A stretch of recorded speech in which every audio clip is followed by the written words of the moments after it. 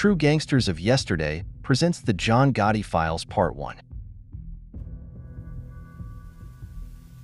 Boss of the Gambino crime family after taking the throne successfully from former Gambino crime boss, Big Paul Castellano.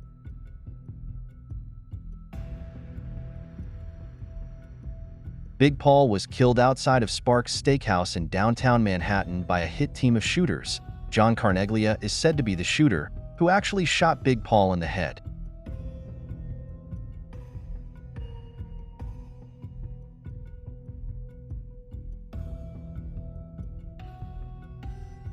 And leaving Paul dead in the street in front of Sparks Steakhouse, Paul came to the restaurant thinking it was a sit-down, and instead it was a ruse to set up Paul, planned by John Gotti and Sammy the Bull Gravano, and Frankie DeChico would help with the setup of Big Paul. Paul's personal bodyguard and personal driver would also be gunned down by Gotti crew assassins. His name was Tommy Bellotti.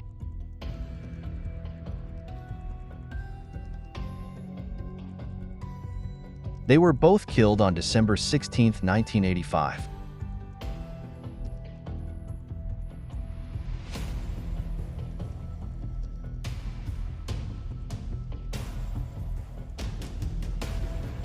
Eddie Lino was also allegedly a member of the hit team, and Angelo Quack Quack Ruggiero was one of the backup shooters.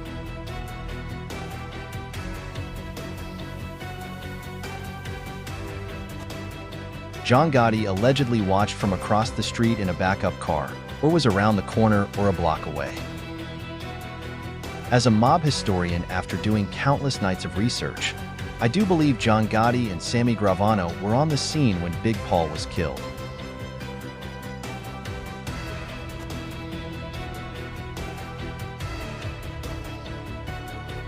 They allegedly had walkie-talkies along with the hit team who did the shooting of Big Paul and Tommy Bellotti.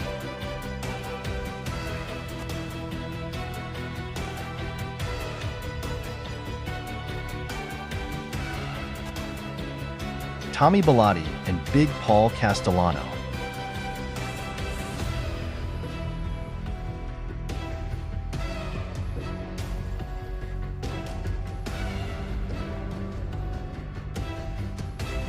The shooting that left both men dead was in Midtown Manhattan.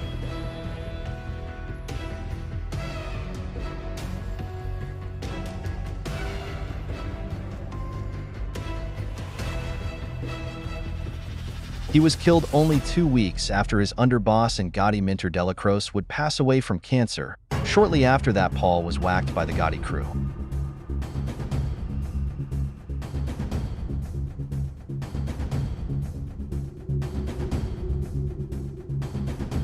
The Bull is said to have orchestrated the hit and had done work like that prior to the legendary hit that would take place in Manhattan.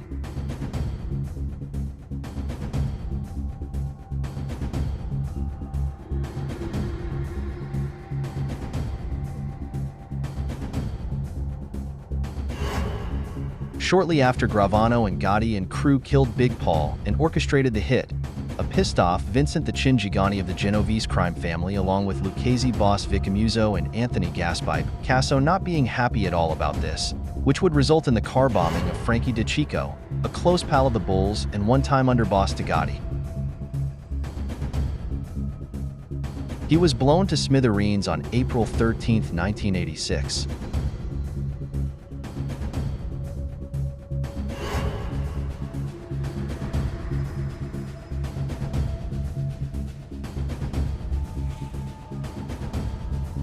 Till next time on True Gangsters of Yesterday, make sure you hit subscribe if you haven't already, and feel free to leave a kind donation. It helps the channel grow. Link to donate can be found in my channel's bio.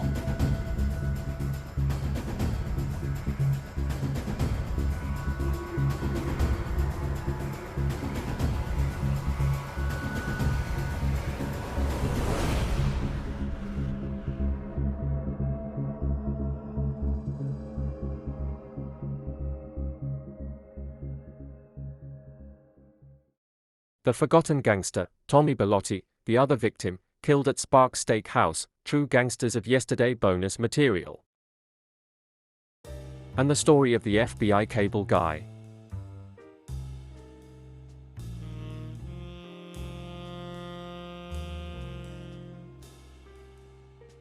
Did you know that an FBI agent pretended to be a cable man so he could successfully add a listening device called a bug to the home of Paul Castellano?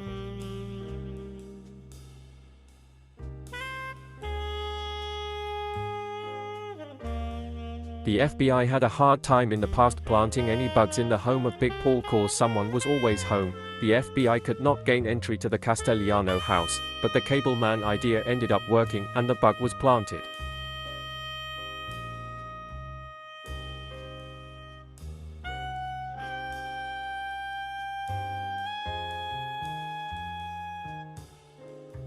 Between Paul, his bodyguard Tommy Bellotti, and his wife and maid who he was having an affair with, someone was always at the crime boss's house.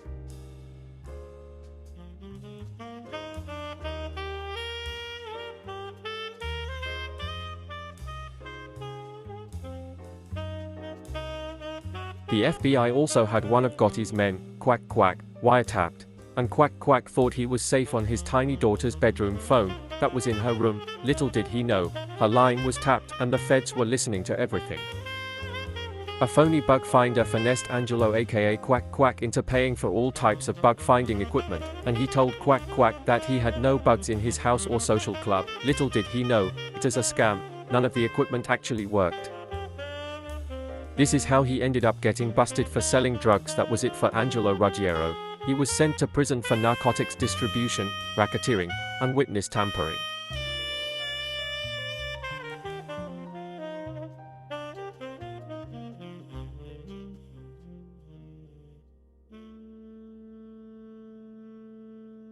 He would pass away on December 4, 1989. While doing his time like a man in prison, Angelo was a stand-up guy, never one to roll. He was loyal to his friend and boss John Gotti. Rest in peace Angelo Quack Quack Ruggiero and Gotti and Frankie DeCicco, Tommy Bellotti, and Big Paul Castellano and Neil Delacroix.